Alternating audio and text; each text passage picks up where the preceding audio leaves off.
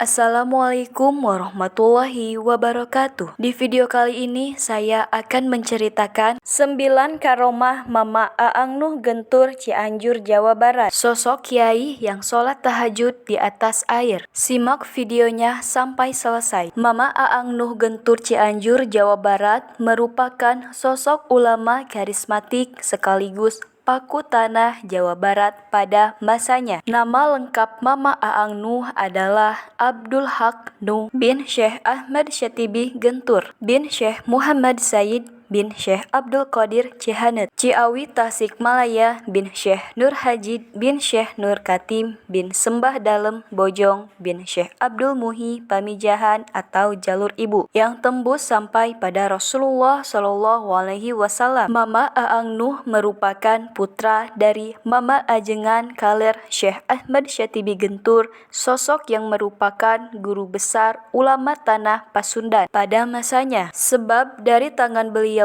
terlahir banyak ulama yang terbesar di berbagai penjuru Nusantara hingga dunia. Mama Aang Nuh adalah salah satu ulama kebanggaan tanah Pasundan yang al-alim, al-alamah, Al-Kamil dari Pondok Pesantren Gentur, Kecamatan Warung Kondang, Kabupaten Cianjur, Provinsi Jawa Barat. Siapa yang tak kenal akan sosok yang begitu terkenal dengan ketinggian akan ilmu agamanya. Bahkan dari segi karomah pun sudah banyak orang yang membuktikan dan menyaksikannya. Beliau berguru ke beberapa ulama ternama, di antaranya yaitu ayahnya sendiri bernama Mama Ajengan Kaler Syekh Ahmad Syatibi, Mama Ajengan Kidul Syekh Muhammad Qurtubi, Mama Cijerah Syekh Muhammad Syafi'i, dan beberapa ulama ternama lainnya. Semasa hidupnya, Aang Nuh begitu masyhur sebagai ulama yang sangat harum namanya. Bahkan setelah wafatnya pun banyak dari kalangan masyarakat, pejabat, hingga ulama, terlebih saat haul Aang Nuh tiba, kaum muslim dari penjuru Nusantara hingga dunia begitu antusias menghadiri untuk mengenang dan mendoakan sosok karismatik ini. Selain menjadi kebanggaan tanah Jawa Barat, juga menjadi kebanggaan tersendiri bagi bangsa Indonesia, sebab terkenal sebagai ulama ilmu agama tinggi sekaligus kiai dengan beribu karomahnya. Itulah sebabnya jika semasa hidupnya beliau dijuluki sebagai jawara se-Indonesia. Berikut beberapa karomah Aang Nuh. Yang pertama yaitu bertemu dengan Al-Imam Al-Habib Husain bin Abu Bakar Al-Idrus. Di waktu beliau melakukan ziarah ke makam Al-Imam Al-Habib Husain bin Abu Bakar Al-Idrus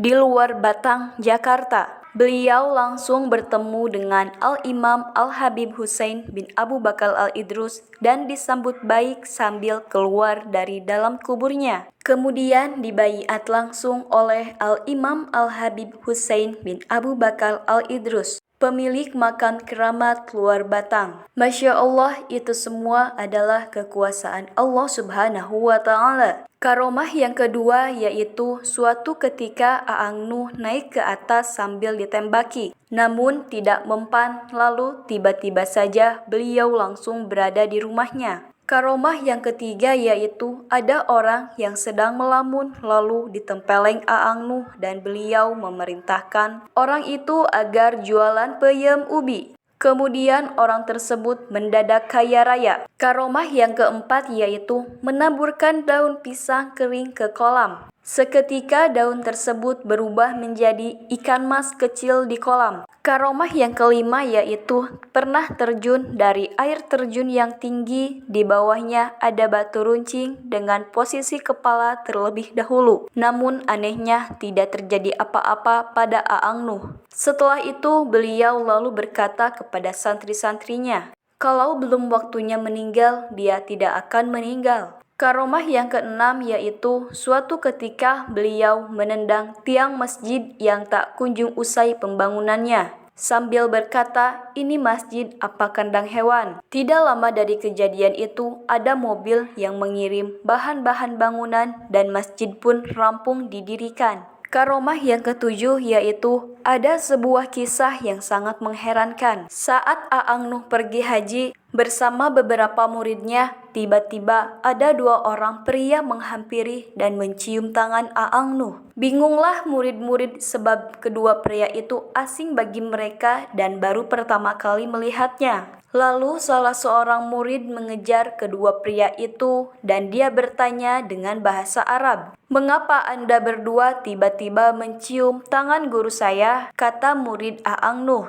Kedua pria itu lalu menjawab, "Tadi kami didatangi seseorang dan orang itu menunjuk kepada guru Anda. Lalu ia berkata, ciumlah tangan beliau karena beliau termasuk tentara Imam Mahdi di akhir zaman." Karomah yang kedelapan yaitu ada sebuah kisah disaksikan langsung oleh seorang kakek. Ketika dahulu tahun 1978, saat si kakek mengawal Aang Nuh berziarah ke makam kakeknya yaitu Syekh Abdul Qadir Cihanet Ciawi Tasikmalaya. Ada keajaiban saat itu yakni si kakek melihat langsung Aang Nuh sholat tahajud di atas air. Air yang dipijak Syekh Aang Nuh seperti sajadah yang menahan tubuh beliau. Karomah yang kesembilan yaitu ada kisah berkait karomah Aang Nuh dengan karomah Mama Gelar. Mereka berdua merupakan dua ulama masyhur dari Cianjur. Suatu ketika saat Mama Gelar mengadakan sebuah acara di pondok pesantren Gelar, beliau mengundang Aang Nuh untuk hadir lalu pada hari yang telah dijadwalkan, acara pun berlangsung dengan dihadiri banyak ulama lainnya. Saat itulah karomah Aang Nuh yang tinggi ini terlihat. Saat itu Aang Nuh memukulkan tangannya ke kolam ikan. Atas izin Allah Subhanahu wa Ta'ala, seketika saja ikan-ikan yang ada di kolam itu pun naik ke daratan. Lalu Mama Gelar juga ikut memukulkan tangannya ke kolam. Atas izin Allah Subhanahu wa Ta'ala, seketika saja ikan-ikan yang ada di kolam itu pun naik ke darat dengan kondisi sudah matang. Mama Gelar lalu berkata, "Itulah bedanya orang-orang yang merokok dengan yang bukan." Itulah beberapa karomah dari Mama Aang Nuh Gentur Cianjur, Jawa Barat, yang dalamnya menjalani kehidupan penuh kewibawaan serta membuat masyarakat sangat menghormatinya. Penampilan yang sangat bersahaja membuat orang-orang melihatnya bergetar. Beliau tutup usia pada tahun 1990. Masya Allah, tabarakallah, semoga bermanfaat bagi kita semua. Sekian cerita karomah Mama Aang Nuh Gentur Cianjur, Jawa Barat. Wassalamualaikum warahmatullahi wabarakatuh.